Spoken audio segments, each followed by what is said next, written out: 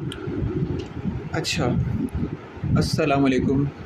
आज का जो हमारा जो है मेन टॉपिक स्टार्ट होता है ग्रॉस एनाटॉमी से।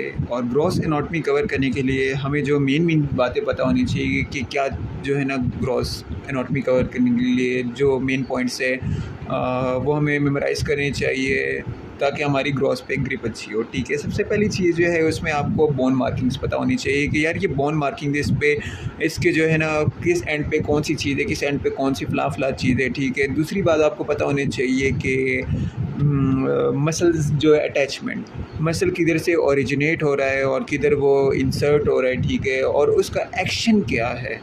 और एक अच्छी बात ये है कि हमारी बॉडी में जो बोन्स है, जिस तरह राइट क्लेविकल अगर हम करते हैं तो लेफ़्ट क्लेविकल ऑटोमेटिकली उसके हमें बोन्स मार्किंग और मसल अटैचमेंट सब पता चल जाता है। तो अगर हम एक साइड की करते हैं तो हमें ऑटोमेटिकली दूसरी साइड की हो जाती है। ठीक है, तो ये हमें एक एडवांटेज है। अच्छा, तो आज का जो हमारा टॉपिक मेन स्टार्ट हम करेंगे वो हम क्लेविकल से करेंगे। ठीक है, सबसे पहले हमें पता होना चाहिए यार बोन की एनाटॉमिकल पोजीशन क्या है। ठीक है, जब आपको बोन की एनाटॉमिकल पोजीशन पता होगी तो आपको आगे का पता होगा यार इसमें और आगे फर्दर चीज़ें क्या हैं। ठीक है, मैं अगर मेरे पास ये क्लेविकल पड़ी है तो हम इसको किस तरह आइडेंटिफाई करेंगे कि यार ये इसकी एनाटॉमिकल पोजीशन क्या है। ठीक है, इसके मीडियल एंड इसका लैटरल एंड क्या है। ठीक है, तो हमें पता होना चाहिए कि मीडियल जो इसका एंड है, ठीक है, वो क्वाड्रिलेटरल होगा, मतलब मोटा होगा। और इसके जो साइड्स होंगे वो क्वाड, जिस तरह क्वाड होता है ना, वो चार हिस्सों वाली चीज़ होती है और ये मोटा है चाहिए, तो इधर से याद रखें ये क्वाड्रिलेटरल होगा। और जो इसका लेटरल एंड होगा वो हमारे पास होगा फ्लैट होगा, सुपीरियर इन्फीरियरली। ठीक है, this is medial and and this is the lateral and.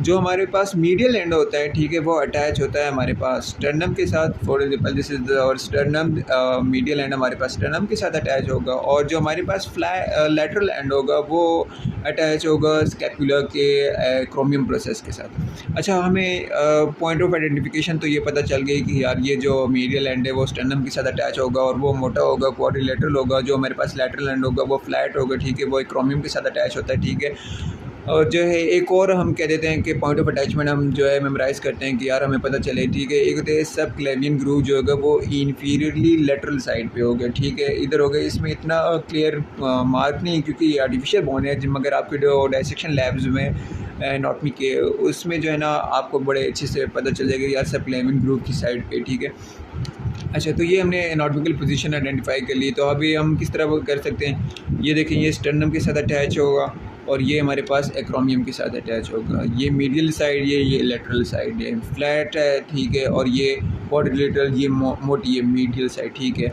ये जो है ना हमारे पास राइट क्लेविकल की बोन है। ठीक है, राइट क्लेविकल की बोन होगी।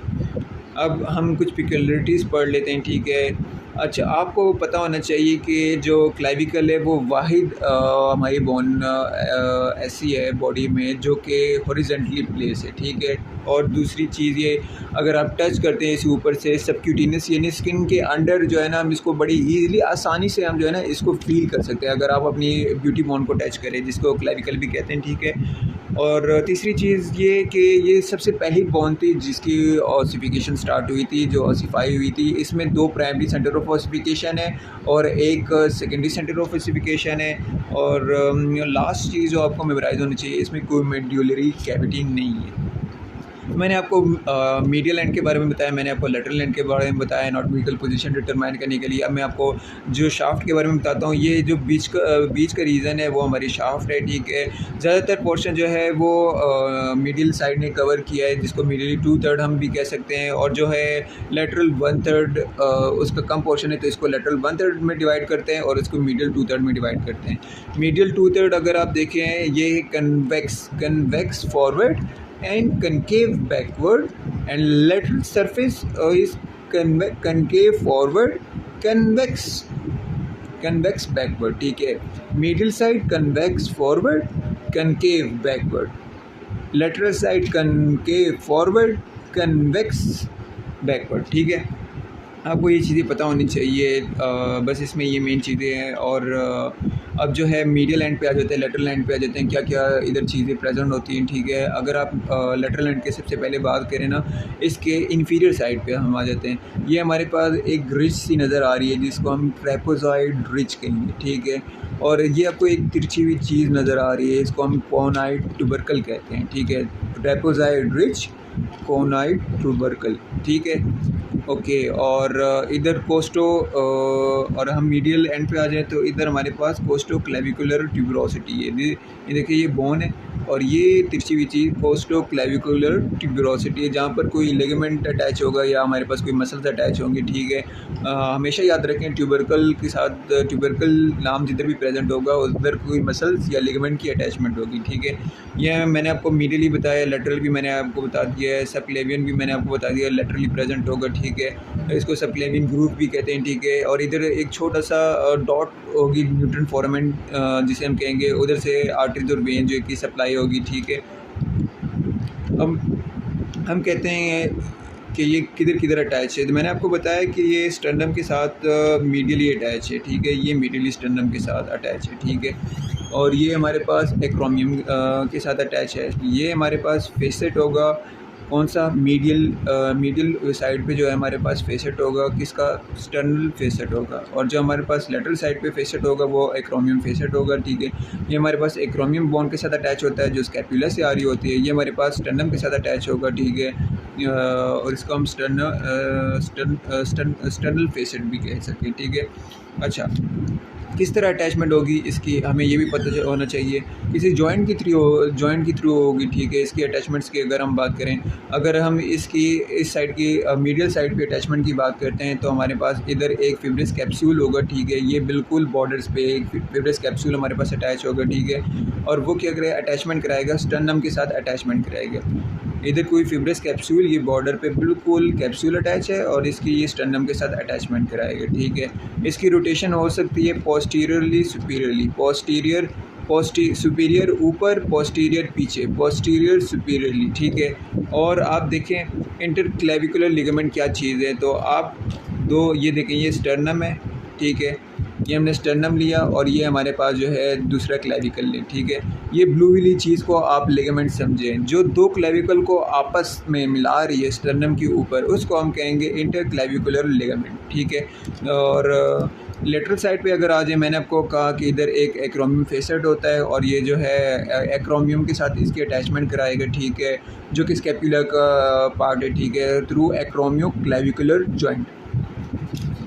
अच्छा, नेक्स्ट अगर हम आ जाते हैं इसके लेटरल शाफ्ट की साइड पे, ठीक है। लेटरल साइड पे ये लेटरल शाफ्ट था हमारे पास, ठीक है। ये देखें, ये लेटरल शाफ्ट है, ठीक है, जो मैंने आपको कहा concave forward and convex backward, ठीक है। लेटरल शाफ्ट पे आ जाए, लेटरल शाफ्ट के इंटीरियर सरफेस, मतलब आगे की सरफेस पे जो है हमारे पास डेल्टॉइड मसल्स अटैच होंगे और जो है हमारे पास पीछे की साइड पे ट्रेपेजियस मसल्स अटैच होंगे। नीचे मैंने आपको बताया कि इंफीरियर साइड पे ट्रेपेजॉइड रिज है और कोनाइड ट्यूबरकल है, जो किसकी अटैचमेंट कराएंगे हमारे पास, कोराको क्लेविकुलर लिगामेंट, कोराको क्लेविकुलर लिगामेंट। जो हमारे पास कोराकोइड प्रोसेस जो है स्कैपुला का उधर से आ रहा है, ठीक है, उधर से लिगामेंट आएंगे, इधर जाके अटैच होंगे।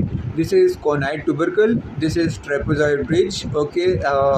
It will give rise to the attachment of coracoclavicular ligament of the coracoid process of scapula. Now we come to the medial two-third shaft of the clavicle, ठीक है। इसके इंटीरियर सरफेस पे majority pectoralis major muscles attach होंगे, ठीक है। इसके interior surface जो, अगर आप इसको फील भी कर सकते हैं, जो ब्यूटी बोन है उसके नीचे आप टच करें ना, तो हमारे पास जो चेस्ट के ज़्यादातर मसल्स है ना, वो पेक्टोरलिस मेजर मसल है, तो वो इधर अटैच होंगे। अच्छा, इसके सुपीरियर सरफेस पे हमारे पास स्टर्नोक्लीडोमेस्टॉइड मसल, दिस इज और सुपीरियर सरफेस, इधर ज़्यादातर हमारे स्टर्नोक्लीडोमेस्टॉइड मसल्स अटैच होंगे। जो हमारी मेस्टॉइड बोन है हमारे जो जबड़े में, ठीक है, उधर जो है इसकी अटैचमेंट होगी, ठीक है, स्टर्नोक्लीडोमेस्टॉइड बोन, ठीक है, सुपीरियर सरफेस पे, ठीक है।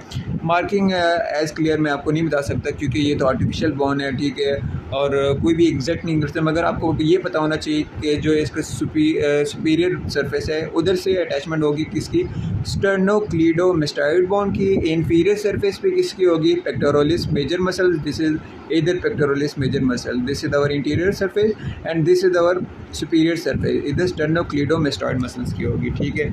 Now we come to the inferior surface, जो मैंने आपको बताया कि ये तिरछी हुई चीज़ है जिसको हम कोस्टोक्लेविकुलर ट्यूबरोसिटी भी कह सकते हैं, इस कोस्टोक्लेविकुलर लिगामेंट भी अटैच होंगे, this is our inferior surface.